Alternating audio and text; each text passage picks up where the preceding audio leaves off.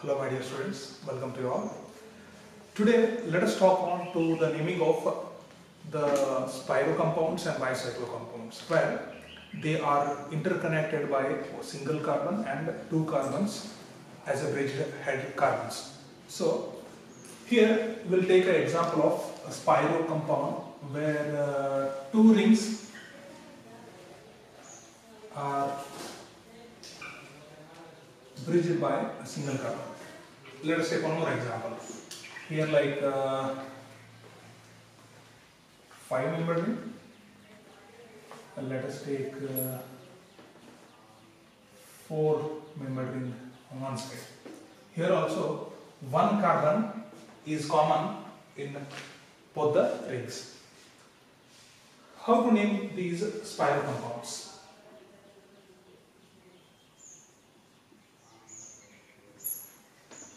One of our students have asked to repeat these things.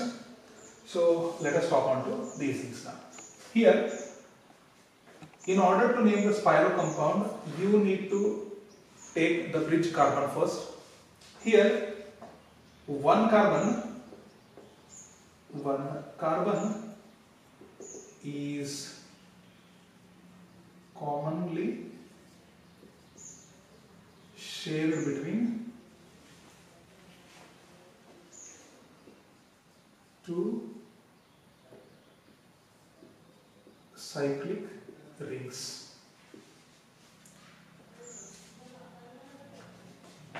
So you need to take first of all smallest cycle to largest cycle. Don't count the carbon which is common to both the rings. Here you are using the prefix as spiro. Then start the square bracket. Here we need to write the number of carbons in a small cyclic chain. Then we are putting the number of carbons in the large chain, where we should not include the common carbon. Okay, so smallest cycle. Here I can point out this cycle contains 1, 2, 3, 4. I have already told, don't count the bridged carbon. Okay, so here the number of carbons are 1, 2, 3, 4, except this one. Here, except this one, 1, 2, 3 are there. So I told you smallest to largest. In spiro compounds, smallest to largest. So you need to put the number of carbons in a smallest chain first, then in a large. Here this seems to be the smallest cyclic compound. So here 1, 2, 3 are there. 3. So after that you need to put one dot here, and here the number of carbon atoms are 4. After that, so here the spiro where one carbon is bridging between two cyclic rings, and the square bracket opens with the 3 carbons in the small chain and 4 carbons are there in the large chain. Then count the whole number of carbons here. 1, 2, 3, 4, 5, 6, 7, 8. Here you need to include the middle carbon also. Okay, so in order to name the root word, you need to include bridge carbon also. So 1, 2, 3, 4, 5, 6, 7, 8 are there. So 8 means it's a oct. And since carbon to carbon single bonds are there, you need to write the suffix as ane. So oct is a root word. So collectively the name becomes spiro. 3, 4. Octane is the name of this compound. Let us look into this compound. Here one carbon is a common, and one carbon common between two cyclic rings means the prefix is spiro. Okay, so now open the square bracket where here also 2 carbons, here also 2 carbons, so 2, 2.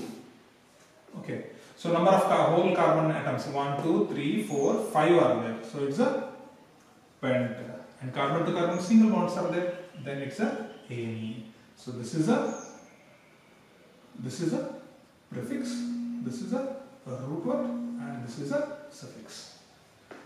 Here I have told this prefix is a primary prefix. Okay. If the compound is like this, let us suppose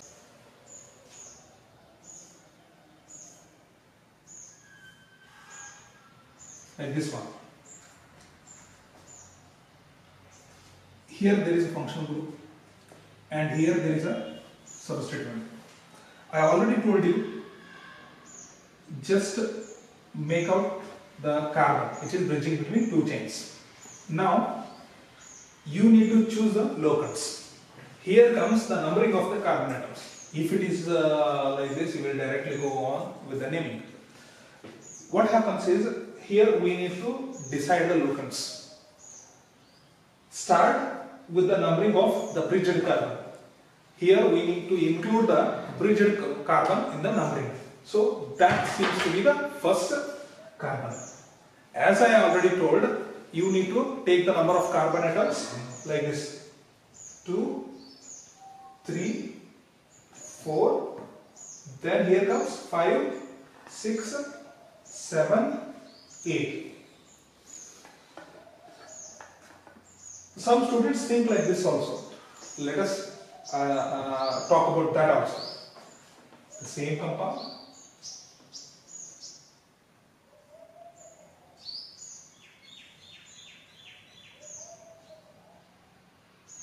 Here Cl, here OH is there. They think like, okay, this is the first carbon. So as I told, I have already pointed out the bridged carbon and I numbered it as a 1. So this is the second carbon, this is the third carbon. Why not from this side where the functional group is there? So first carbon, I will point out this carbon as a first carbon only, and why don't as a second? We should not break this condition where the smallest cyclic to largest cyclic. So this is the smallest cyclic. Then you need to number this as a second carbon, third carbon, fourth carbon. If I come like this also, no problem. First carbon, second carbon, third carbon. Here also the position of chlorine comes as a 3 only. So 1, 2, 3, 4. Okay. And here if I go like this, here this is the fifth carbon. If you go like this is the fifth carbon, 6, 7, 8. So the functional group will get the large number. That should not happen.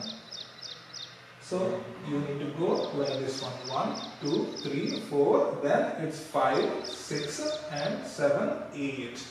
Okay. This is also correct numbering, and that is also correct numbering. If you come like this also, 3 comes. If you come like this also, 3 comes. No problem. Okay. So now here prefix, root word, and suffix. Where here prefix there are 2. One is secondary and another one is primary prefix. Here secondary prefix is a name given to substituent, where on third carbon there is a chloro. So it's a 3-chloro. Now the primary prefix comes as, since it is a spiro compound, we will write the spiro. Okay. Now we need to start the square bracket, where here there are 1, 2. We need to leave this carbon. So 1, 2, 3 carbon atoms are there. So 3. And here there are 1, 2, 3, 4 are there. So 4. Now we need to check it out for the suffix now. Root word, let us suppose. So what is the root word? 1, 2, 3, 4. Like 5, 6, 7, 8 are there, means it's a octane. So now primary suffix ANE, because carbon to carbon single bonds are there. So ANE, that is a primary suffix. And secondary suffix, on the fifth carbon there is a hydroxyl group. So it's a 5-ol. Since this 5-ol, that OL starts from that oval, we need to leave this E. So it's a name. So 3-chloro, spiro, and 3, 4, this octane 5 all, isn't it? So here this is a secondary prefix, this is a primary prefix, and this is a root word or a word root, and this is a primary suffix, then this one is a secondary suffix. So this is this gives, I think, a clear idea about the numbering of the carbons. Let us talk on to bicyclo compounds. Now, naming of bicyclo compounds, where there are 2 carbons are common in all those rings. As you see, there are examples. I am pointing those carbons which are common in those cycles. Here, this carbon is common. These carbons are common in all those rings. Here one chain of carbon. Here also one chain of carbon. Here also one pattern. Here also one pattern of the chain. Here also one pattern, and here also one pattern. Here goes one pattern, another pattern, and here also one pattern, and here the patterns are there. Okay, so these are the common carbons. Now in bicyclo, remember the point where you need to go for numbering the carbons. You need to go from large chain, or we can say that largest chain to smallest chain, like largest to small, then small to smallest. You need to go like that. And now these are the bridge carbons. I don't take these carbons in numbering, and this is a bicyclo. Put the bicyclo for all. So bicyclo. Here also bicyclo. Bicyclo.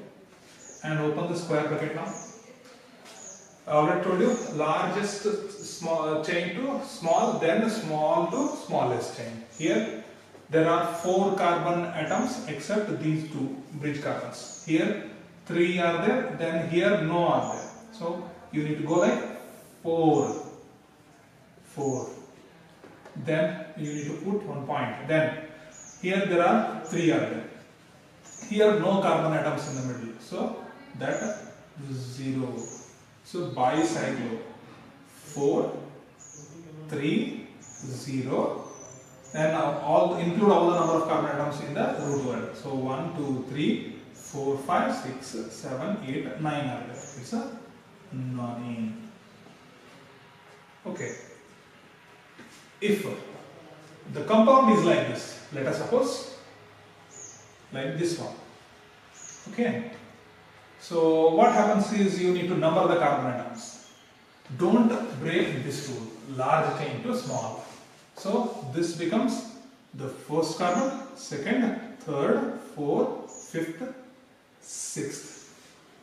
Now you should not go from this side, because here for double bond 6, 7, 8 comes as a locant.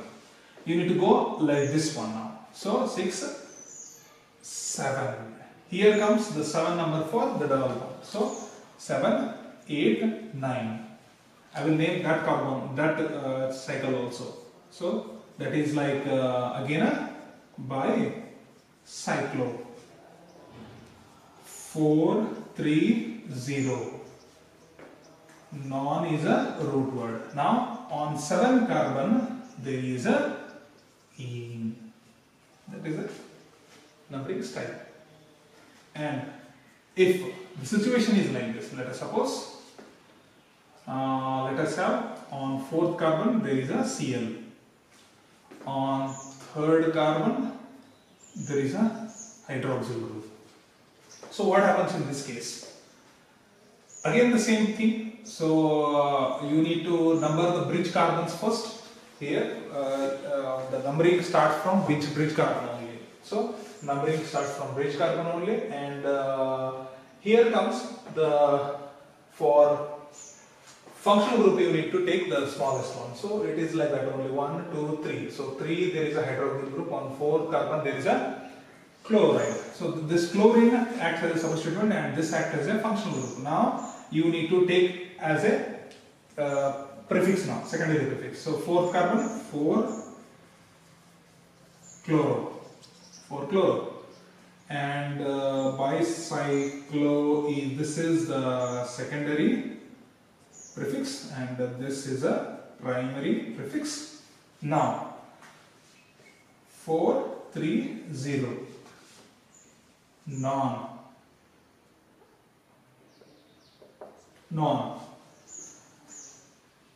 There is a functional group, before that the primary suffix 7 in, and there is a 3 all. So this is the whole naming of this compound. So this is the root word, and this is a primary suffix, and this is a secondary suffix. So that kind of 3 kind of examples are there. So let us name these things also now. So bicyclo, and here the largest chain on this side. So 1, 2, 3, 4 are there. So 4.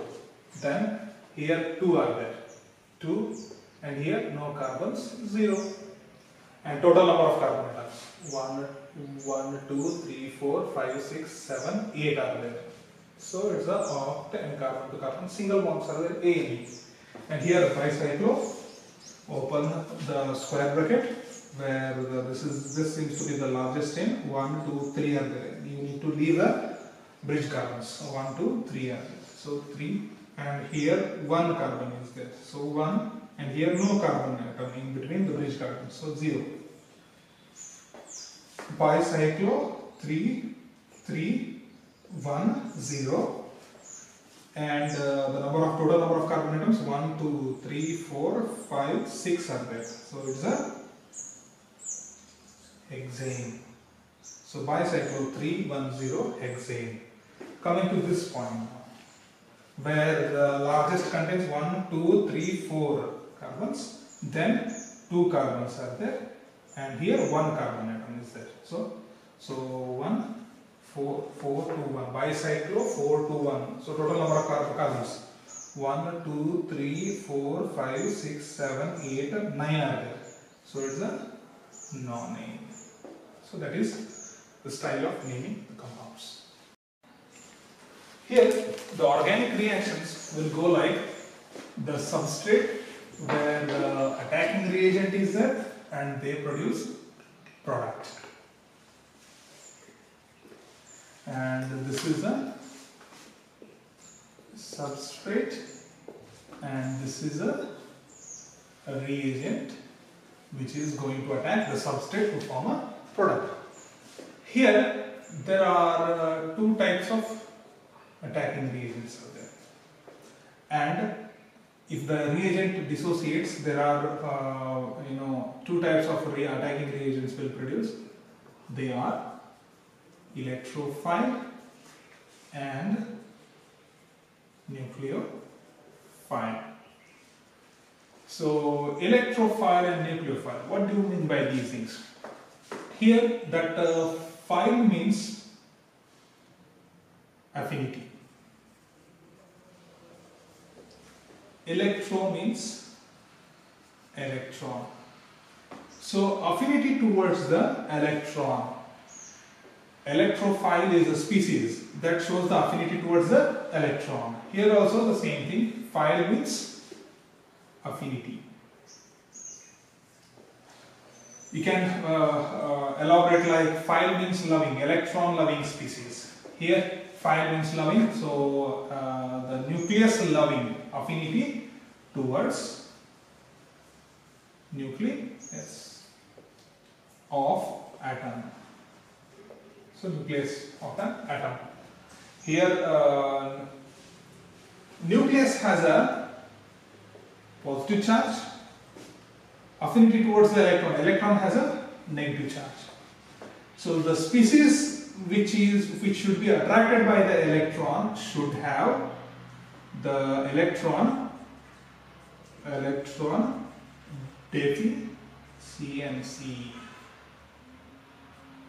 deficiency. In order to have the affinity towards the nucleus has the positive charge. In order to be attracted by the nucleus, the species should be electron rich in nature.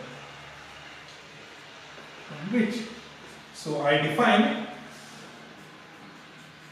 electrophile as the species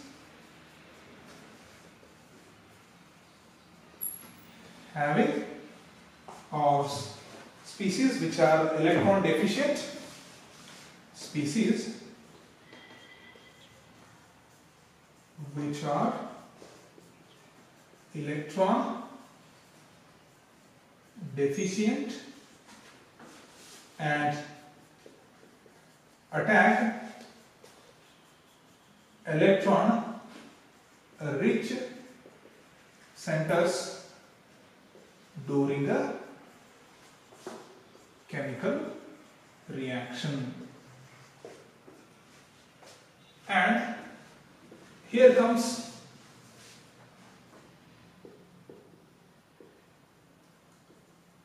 nucleophile. The species which are electron rich and attack electron deficient centers during a chemical reaction. So these are the things. Let us go on to the examples like here the electrophile. It is not necessary to have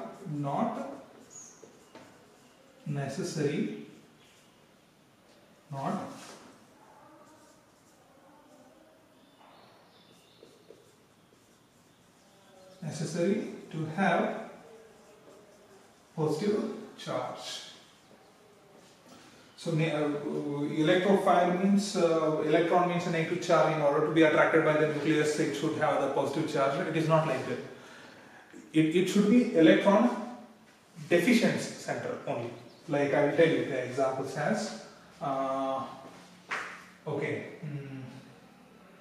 CH3 plus, where the carbon has 3 bonds between the hydrogens. So 3 bonds means 6 electron, and this carbon has a electron deficiency. And let us suppose H plus is also there, chloronium ion, hydrogen ion, methyl carbocation, hydrogen ion, chloronium ion. Let us suppose bromonium ion is there, and here the nitronium ion is also there. So these are the electron deficient centers having the positive charge. And there come the species which are also neutral in nature. Let us suppose BX3, where X is a halogen, where there is a bond between boron and 3 halogens. So count the number of carbon, number of atoms, number of electrons between the boron and the halogen. Here the number of electrons between boron and halogen are 6 in number. So this is not completing the octet. In order to have that octet, we need to have the 8 electrons. Here 1, 2, 3, 4, 5, 6 electrons are there. So 6 electron number is less than 8. So 2 electron deficiency is there. So that is what they act as a, electrophiles. And thus they are acting as a Lewis bases. Lewis acids, which accepts lone pair of electrons. Lone pair of electrons.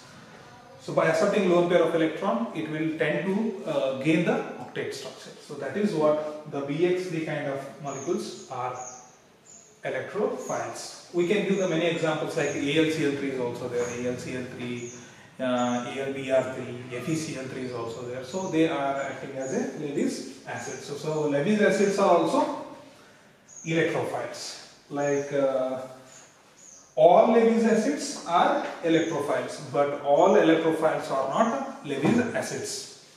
Why this happens? I will tell you. Example. Let us come to the point where CH3 free radical will come. Free radical. This free radical is formed by CH3 single bond Cl, where there is a covalent bond between this methyl carbon and the chlorine. If there is a UV light falling on these things, so this bond will cleave that homolytically. So symmetric cleavage of a covalent bond, one electron comes on this species and another electron comes on this species. So what happens? That CH3, that carbon will get the odd electron, and that chlorine will also get the odd electron. So chlorine free radical, methyl free radical. Here the number of, check the structure of that methyl where the hydrogens are there, 1, 2, 3, 4, 5, 6 and here 7.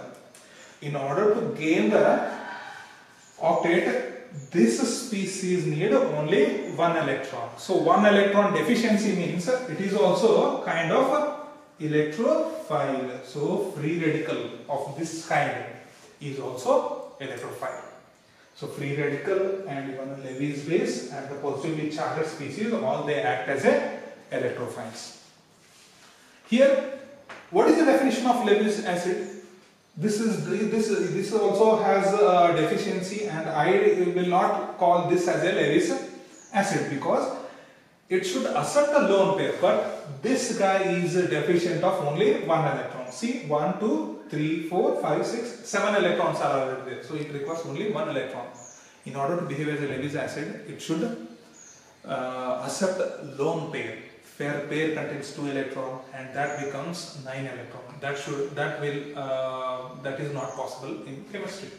So that is what this acts as electrophile because it is a deficient of 1 electron. It doesn't act as a Lewis acid because it doesn't accept a lone pair because it is deficient of only 1 electron. There is no space for 1 more electron.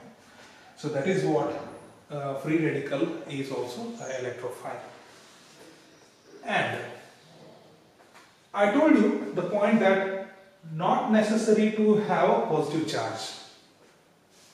Here I will take one more example, that NH4 plus is there.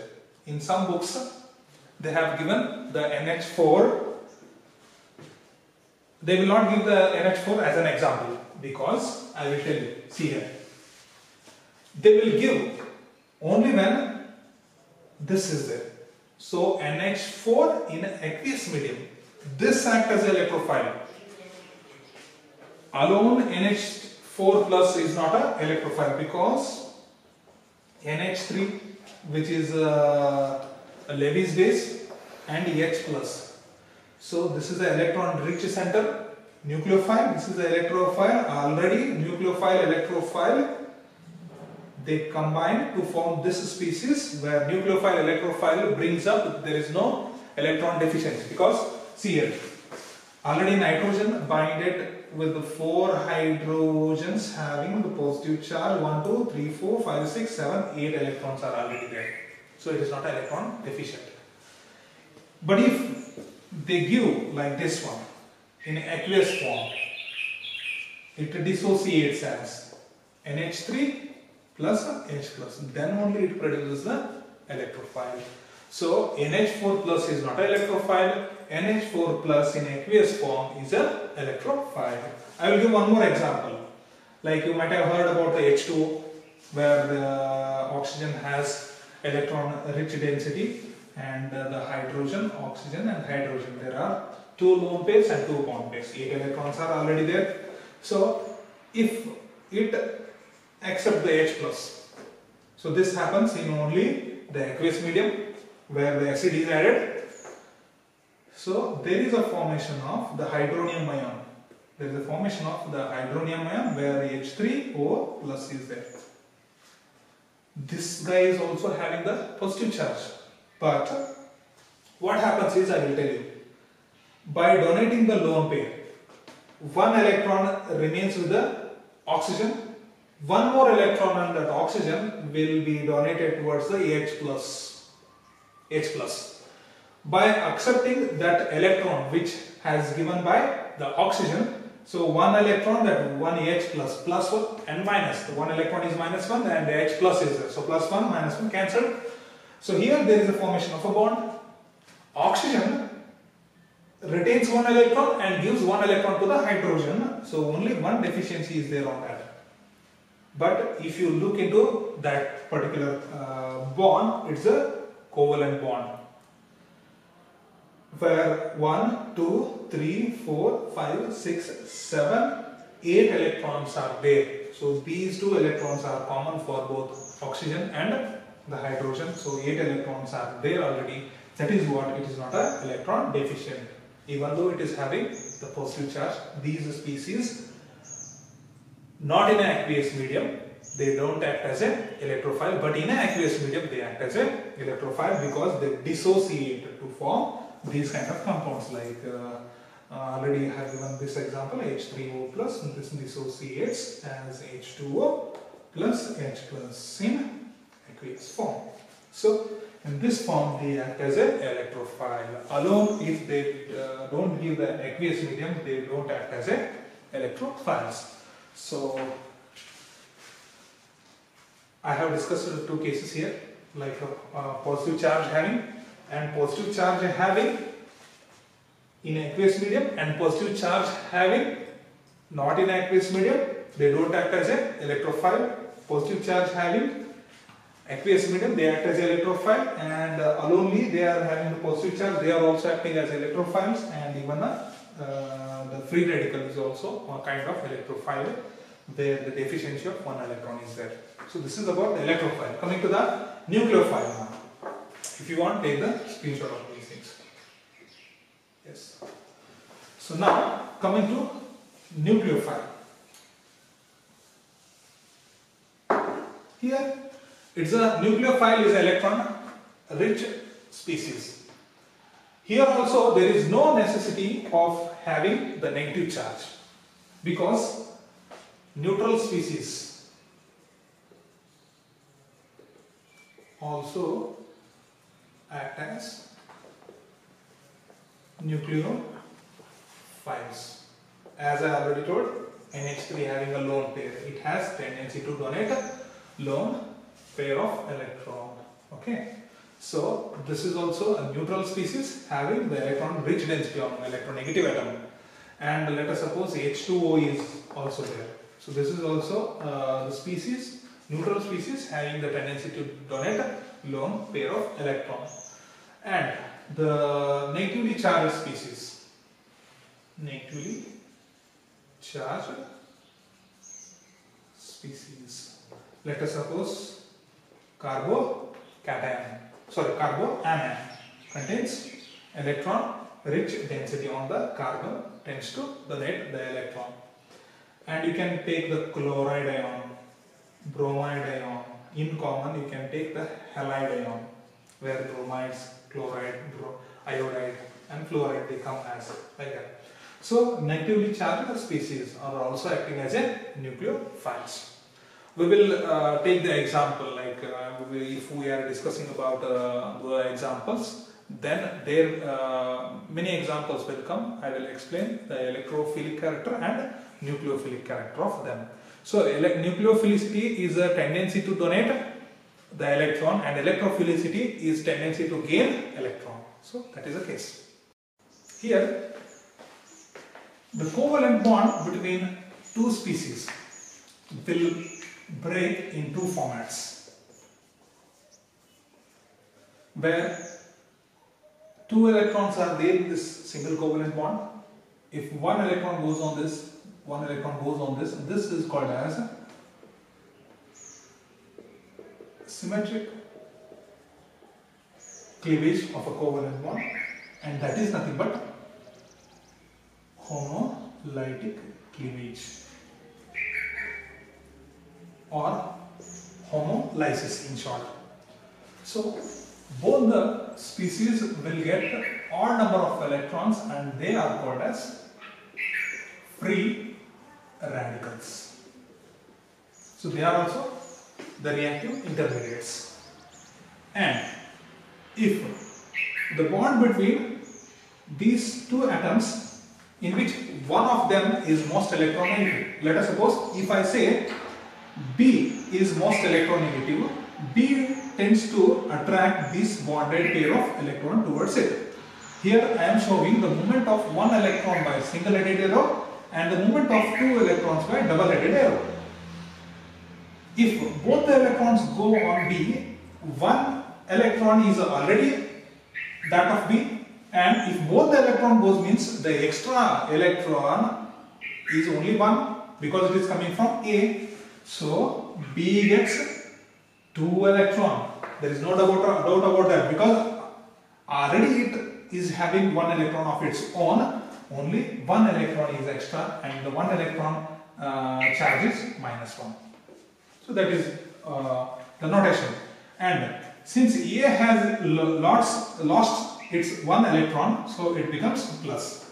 So this becomes electrophile and this becomes nucleophile. So nucleophile, electron rich center, and electrophile, electron deficient. So one electron deficient, one electron rich species are there. And this is called as heterolytic cleavage of a covalent bond, because it's not a symmetric one. This is unsymmetric cleavage of a covalent bond. So in this way they arrive. Electrophile, nucleophile and free radicals arrive. There are many other reactive intermediates are also there, nitrene and carbene. We will discuss if they come in the examples. Okay, I will discuss them in detail if the examples as such will come in the discussion.